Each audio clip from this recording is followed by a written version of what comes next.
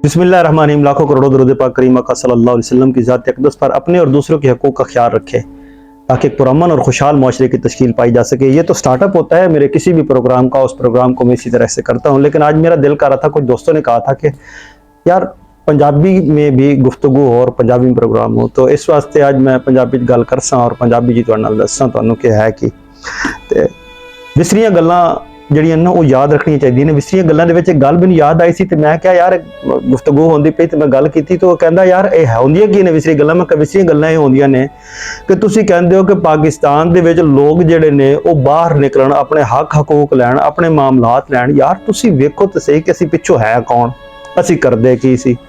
ਉਹ ਆਖਰ ਜਿਹੜੇ ਖਾਨਦਾਨ ਨਸਲਾਂ ਦਰ ਨਸਲਾਂ ਚੱਲਦੇ ਆਏ ਮਾਮਲਾਤ ਉਹਨੂੰ ਵੀ ਤੇ ਵੇਖਣਾ ਹੈ। ਤੇ ਗੱਲ ਕਰਦਿਆਂ ਮੈਂ ਕਿਹਾ ਯਾਰ ਤੁਹਾਨੂੰ ਯਾਦ ਹੈ ਸੀ ਕਿਸੇ ਖਿੱਤੇ ਦੇ ਉੱਤੇ ਇੱਕ ਹੁਕਮਰਾਨ ਹੈ ਸੀ ਤੇ ਉਹਨੂੰ ਨਾ ਬੜੀ ਕੋਈ ਨੇਕ ਹੁਕਮਰਾਨ ਆ ਗਿਆ, ਸਮਝੋ ਪਾਕਿਸਤਾਨ ਦੀ ਇੱਕ ਸਲਤਨਤ ਸੀ ਉਹਦੇ ਉੱਤੇ, ਤੇ ਉਹਨੇ ਕਿਹਾ ਯਾਰ ਮੈਂ ਇਸ ਕੌਮ ਨੂੰ ਵੇਖਾਂ ਤੇ ਸਹੀ ਕਿ ਕੌਮ ਕਰਦੀ ਕੀ ਹੈ। ਇਹ ਬੜੇ ਚੁੱਪ ਕਰਕੇ ਰਹਿੰਦੇ ਨੇ, ਆਪਣੇ ਮਾਮਲਾਤ ਕਰਦੇ ਨੇ, ਜਿਵੇਂ ਮਰਜ਼ੀ ਇਹਨਾਂ ਨੂੰ ਕਰੋ, ਹਲਦੇ ਜੁਲਦੇ ਹੀ ਨਹੀਂ। ਤੇ ਉਹਨੇ ਨਾ ਇਸ ਆਪਣੀ ਰਿਆਇਤ ਉੱਤੇ ਨਾ ਟੈਕਸ ਲਾ ਦਿੱਤਾ।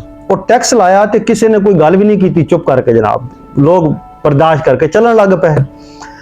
टैक्स देंदे ने तो कोई गल नहीं। वो कहता यार थोड़ा जिहा टैक्स इसदा वधा दिओ वाला, फिर की पता कौम दी कोई थोड़ी जी मेरी रियाया जड़ी उन्होंने को अकल आए, उनको गर्मी लगे, उनको थोड़ी जी होश आवे कि यार असी बासी हाँ, इंसान हाँ, जानवर नहीं हाँ। पता नहीं इंसान नूं कोई थोड़ी गैरत दिलाने वास्ते उहदी टैक्स वध जाता है। जो टैक्स वधदा है तो वो कुछ अरसा गुजरदा है तो लोग चुप करके ना ते इधर उधर वेख के एक दूसरे नाल गल्लां करके कहंदे ने यार की करना, जिंदगी भी तो गुजारनी है, की किसी नाल मत्था मारीए।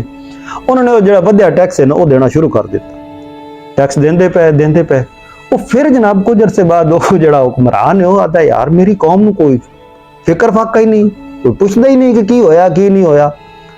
वो जनाब मेरी करदा है इंज कि वो कहंदा है कि इसदा की इलाज करिए। तो एक बंदा और मिलिया, हो सकता जनाब तुसीं इंज करो, शायद इन्हां नूं कोई थोड़ा जिहा ख्याल आ जाए। ए जिहड़े तुहाडे महल वाले पासे रस्ता आंदा पिया है ना, इस रस्ते दे उत्ते कुछ बंदे खड़े कर दो, जेड़ा बंदा इत्थों लंघ अगे जावे ना तो उन्होंने लित्तर मारने शुरू कर देवे। लो सरकारे काम शुरू हो जाता है। एक हफ्ता गुजरता है, लित्तर पौला होंदा है सारी रियाया नूं ते ओ लित्तर पौले तो बाद वो टुर पैंदे ने, इकट्ठे होंदे ने जनाब महल दी तरफ इकट्ठे हो के कहंदे ने जनाब सुल्तान नूं खबर मिलदी है कि अज मेरी रियाया जिहड़ी है ना बाहर निकली है, पता नहीं कोई मसला है, कोई शऊर आ गया है, कोई गैरत आ गई है, अवाम बाहर निकल आई। तो वो बालकनी चो जदों सामने आउंदा है ते जनाब उन्हां दा एक बंदा सामने खड़ा होकर बायक आवाज हाथ खड़ा करके कहंदे ने सुल्तान जनाबे आली जो तुसी कर रहे हो बिल्कुल ठीक कर रहे हो, साडी इक्को गुजारिश है।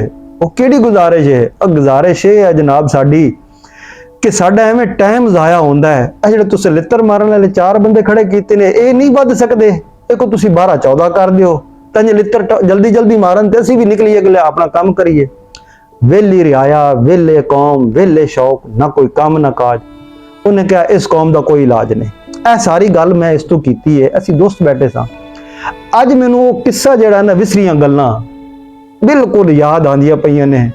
चीनी भावें 220 किलो दी हो जाए, पेट्रोल भावें 500 लीटर हो जाए, डॉलर भावें किते टुर जाए, बच्चे भुखे मरण, असीं जनाब इंज करना है कि खुदकुशियां करनियां ने ते फिर जनाब सुल्तान दे अगे जाके कहना जनाबे आली तुसी ठीक हो, तुसी ग्रेट हो। ए मामलात ते ए गल्लां ने। मैं क्या विसरियां गल्लां याद करिए, शायद सानू कोई विसरियां गल्लां चो कोई सबक ही मिल जाए।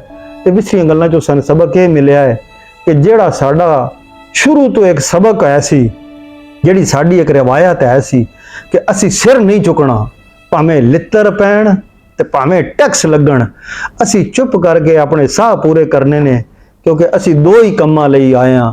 दुनिया दे विच सब तो वड्डा काम करदे ने ओ ए कौम करदी पई किहड़ी कि जनरेशन वधाई आओ ते मामलात वधाई आओ।